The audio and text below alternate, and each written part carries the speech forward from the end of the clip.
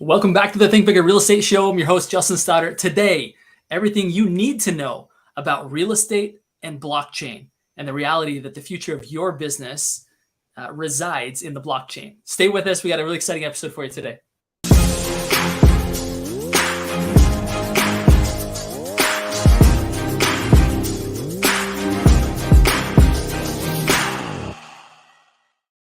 Again, so excited to be with you. I have today the world's foremost expert when it comes to blockchain and real estate.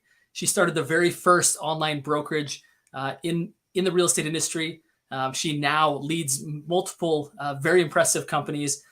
She, on her own patent pending blockchain, put the largest asset class in the world onto it, which is American real estate. Ladies and gentlemen, I am thrilled today to bring to you Teresa Grobecker. Teresa, thank you so much for taking some time. I know you're interview after interview after interview right now because this topic is so hot, so pending, or so interesting for so many people. So I appreciate you taking a few minutes to be with us today. Oh my gosh, I'm just honored to be here. Thank you so much for having me, Justin. Thanks for everyone watching. Yes, tell me what parts of your bio did I miss and or mess up that would help the audience really have a better understanding of kind of your background in this space and why really you have such authority to be talking about this. That's a glowing introduction. I appreciate you for doing that. So I think what's important is to say that I am a practitioner. Mm-hmm. I'm a managing broker. I service clients. I buy, sell houses for my clients, and I'm a loan originator. So I come at this from a very practical, not like a esoteric theoretical, like in a ivory tower kind of approach of blockchain. It's more like, how do we get more deals done? So it's really important for us to focus. I'm committed to the practitioner in that regard. And then I'm also committed to putting Americans into homes, or the American dream, let's call it. Yeah. Because people come from all over the world to this country to own real estate. And we are merely stewards of this. And I'm really committed to that, being that I was born overseas myself. So I think that just, if we're going to do business together, you should know who I am and what drives me. I love it. Now, again, you run Consortia, which is, you're the CEO of that, right? Which is an NAR owned, is that right? Kind of portfolio company. And they're using your patent pending blockchain to put really real estate on there. Is that accurate? Did I state that right? I think it's been said worse ways, right? I have to be careful, and we have very specific instructions of how to position what we do. So I did put American real estate on my own blockchain. And then I was thrown in front of Bob Goldberg, who's the CEO of NAR. And he was like, you're ours. And I was like, I made it for you. It was actually an offensive move against China and Russia before they did it to us, because they're ahead of us in certain technologies like blockchain and artificial intelligence. So this was back in 2018. Which is kind of scary to think, because now you read the news and you're like, oh, China and Russia, and that's interesting. So we went through the NAR Second Century Ventures. Second Century Ventures is the venture capital arm of NAR. It's the for-profit arm. It was really started with DocuSign, that early investment in DocuSign. And it's to really future-proof the industry. So we went through their accelerator in 2019. Then I refused to even touch the project for 2 years. And then it was when all of the head general counsels from like really big corporations that are in the real estate space, when they came to me and they were like, hey, Teresa, did you know blockchain can do such and such? And I'm like, yep, that was in my white paper in 2018. If you guys are ready to do this, then I'll dust off the project and do it. So we really lead the conversation, advise NAR, the SEC, policymakers, because everything that we do follows SEC guidelines, good funds, RESPA, right, as practitioners, and then all kinds of laws, everything in between for all 50 states. So we've really built this institutional grade product for everyone in the real estate ecosystem. You know, I'd love to hear, if we were to fast forward 10 years from now, how is real estate different, in your opinion, based on what will happen in blockchain in the next 10 years? Is that a fair question? It is fair. I can't even go out 10 years, though, is what's really crazy. And when I took that 2-year break on Consortia, when I dusted it off, everything that's happened in the past, let's see, we're in July right now. Everything that's happened since like November of last year is what I envisioned would have taken 3 more years to happen, which is crazy. So 10 years from now, like I can only think about the next 12 to 18 months. So, and here's what I'm going to say is it's moving so quickly now. So we know that the SEC cracked down on stable coins. We've all seen this. Like there is a bloodbath in every security, right? Markets are pooping the bed right now, but that also impacts the SEC that said they were going to crack down on stable coins. And we've seen an epic meltdown. I hate crypto. Okay. So let's just get that out of the way. Consortia does not have a crypto. But what we've seen is the SEC said that they're going to crack down and say, what is a true stable coin? And the reason is that crypto is merely a testing ground for what's coming next, and that's FedCoin. So the second that the government launches FedCoin overnight, doesn't matter if you like blockchain or hate it. If you like crypto or you don't, all of our transactions are going to happen on blockchain. And I'm predicting that FedCoin gets rolled out in the next 12 to 24 months. It used to be a big conspiracy theory. Like back in the day in my first blockchain company, like I would get down the rabbit hole. It was like really fringe. Blockchain was really fringe back then. And I read these things about FedCoin coming and the first mentions of it, right, in The Economist, which is run by the Rothschild family. Now it's like it's in the news. It's all been disclosed that the federal government is working on this. So that's my prediction is that, and I know this because Chase Bank came to us. Their treasury department came to me in 2018. I thought I was just doing an application to apply for a bank account with them because we were this company. You got to have a bank account. And they were like, it was the head of the treasury department who came to me and said, how do we fund all of our mortgages on blockchain? And I'm just a happy-go-lucky person. I'm like, like, cool, I'm talking to the head of the treasury, no big deal. I'm sure everybody does this, right, as they get a bank account. So as soon as this stuff gets announced, all of our transactions happen. And what we're seeing right now, the biggest players who are coming to us are the financial institutions. So like Fannie and Freddie, you've got like the biggest banks and they're sniffing around it. They're trying to figure out, okay, how do we jump on now? And once you get them, I always say, follow the money. Once you know the money is on something and they're doing a protocol and a procedure, we all have to follow as real estate practitioners. So 10 years from now, okay, in 10 years from now, to answer your question, and I joke with my kids about this all the time, they're going to look back and be like, Mom, do you remember a decade ago how cool you thought that like you were on Justin's show and getting interviewed about blockchain? Like that is so passe, Mom. Like it's like everywhere. Why would you think this was something cutting edge back then? That's I think in hindsight what we'll think. I like to tell my kids that I'm older than the internet and they're like, mind blowing. That is ancient. Now my grandkids will be like, I'm older than blockchain. And they'll be like, I can't fathom, Grandpa. Let's chat a little bit about, okay, so the next 12 to 18 months, FedCoin is here in that period of time. All real estate transactions are funded in blockchain. Is that fair? Through blockchain rails. That's right. Interesting. So what do agents then need to do to prepare for that? I know you have some resources that we're going to offer up in the comments for people to be able to get access and get some training for what that looks like so that we don't slow them down, right?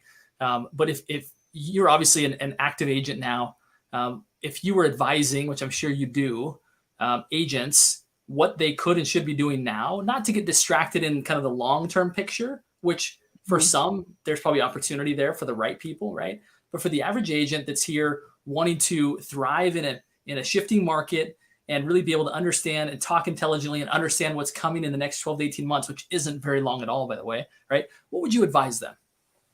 So I would say that there are some things that you can do right now to understand blockchain and to add it into your book of business. There are protocols that are live now, and I'm going to, let's see how smart I really am, if I can share my screen here. Can you see my screen there, Justin? Yep, now we all can. Go for it. Okay, awesome. So here's what I'm going to say is this is the world right now that we're building out. So once you become a certified agent, or you can just jump in now. If you don't feel like going through the course and you feel like you know enough about blockchain, go for it. So we have some things here. These are all on blockchain now. So this is a floor plan, right? That we can do. This became policy in February, that you can do the floor plan. And this is part of the appraisal package that's done pre-listing. Or maybe you go into your contract and you want to shorten that time frame. You can do all of this and send this to the appraiser. You as the agent can do this. And this is critical because for so long, agents have been at the mercy of their lender who tells them what to do. Guess what? You want to close a deal in 21 days? These are the tools that you use to do it. Your days on the market on the MLS, you shorten those. You go out there and you go to your 3 top lenders and say, are you ready to accept this floor plan? And then right down here, if you go drop straight down, are you ready to accept my buyer's information, their financial data, their ability to pay score on blockchain right now? And this is where you guide the conversation. And you go, oh, so you're not ready to do this? Cool. I'm going to go to the lender that is ready, because there are lenders, these are Fannie Mae, Freddie Mac policies that say that these processes are ready to go. Consortia does some of these already on blockchain. The other one here is Boston National Title. So this is a title company that we work with that puts all of your title records, the entire underwriting of the property on blockchain ahead of your listing, so that you can go like this and close escrow. The next thing we have here is the AVM data about the house. We're marrying this up with secondary markets. So the largest underwriters of secondary markets, let me explain what that means. Here's the house, here's loan origination, and here's secondary markets.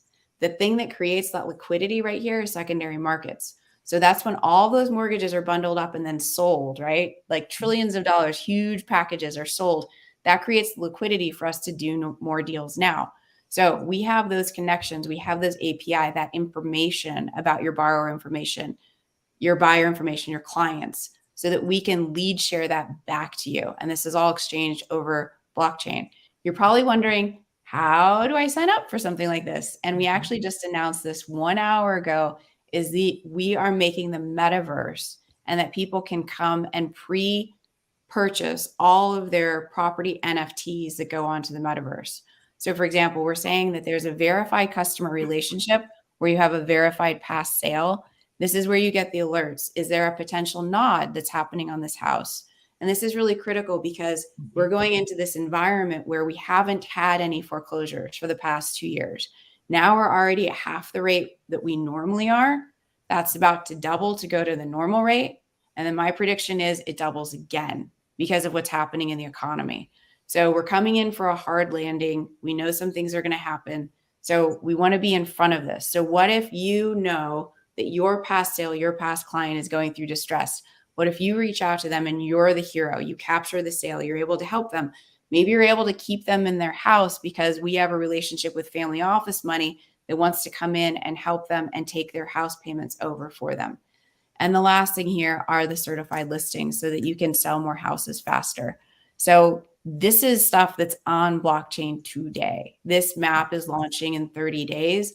All of these processes are already happening. So yeah, it's what about FedCoin in the next 2 years? But it's also, how can I sell more houses here? And this is our commitment to the industry. And I think that's what agents care about right now, right? It's super interesting to be looking out into the deep blue yonder and saying like, oh, wow, that's what the world's going to look like when we get there. But it's more like, I want to get there comfortably, right? I want to get there and build a great business now and take advantage of insider, when I say insider information, I mean that in all the ethical ways, right? But to get inside information about what's happening in the world so that you can access data that other people don't have access to, right? And work with it in a way that's intelligent, that allows you to get access opportunities that others aren't aware of yet. And would you say that that tool that you just described there, what would you call that? What you just showed us there? We were just on a podcast where we announced it. It's the global digital twin metaverse. Okay, perfect. It's a mouthful. I think we're going to do a competition to name it something sexier. Give it an acronym, something metaverse.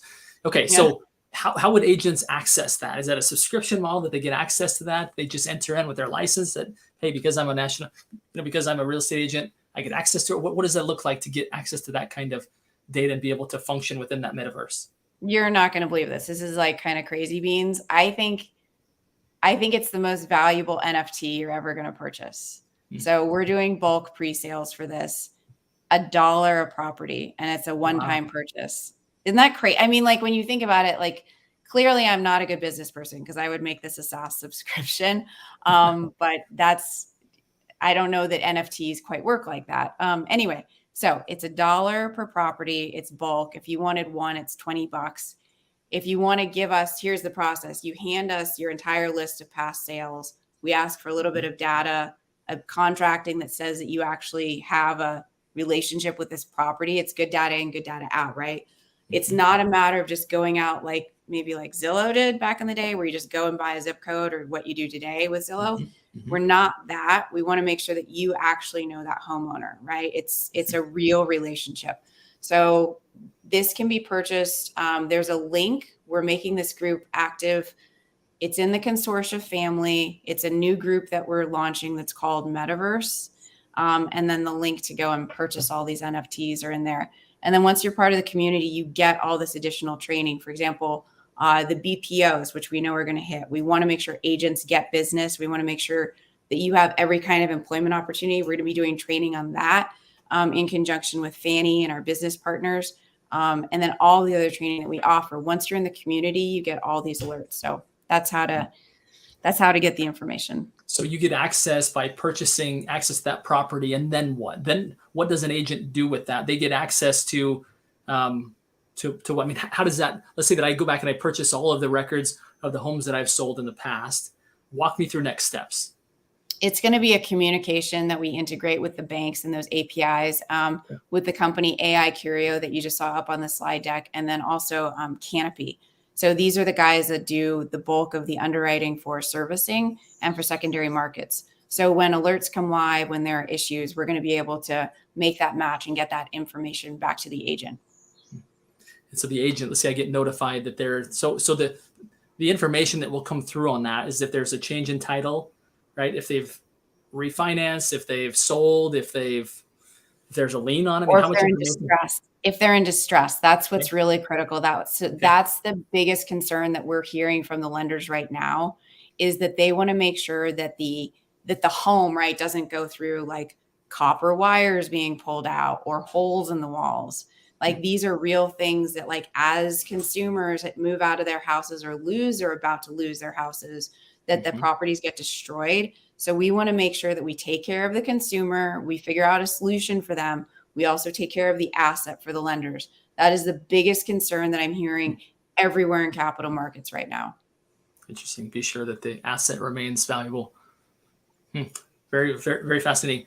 What additional opportunities do you foresee beyond Meta, which is amazing, right? To have that kind of pure data coming that's validated. Are there other things that agents could be doing right now to be prepared for the changes that will even come as a result of that?